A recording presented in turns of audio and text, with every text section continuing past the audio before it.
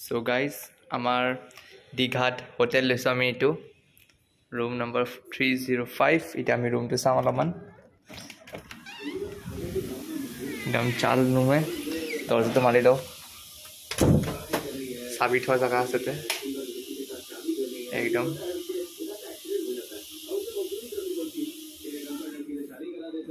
এইফালে বাথৰুম আছে মামা গা ধুই আছে এতিয়া এই নিকু বদমাছ বদমাছি কৰি আছে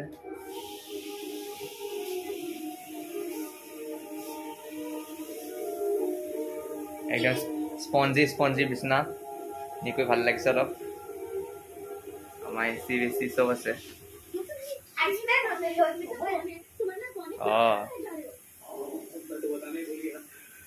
টিভি চব দিয়া আছে এইবিলাক বস্তু আমাক দিছে কফি বনাবৰ কাৰণে আমাক বস্তু দিছে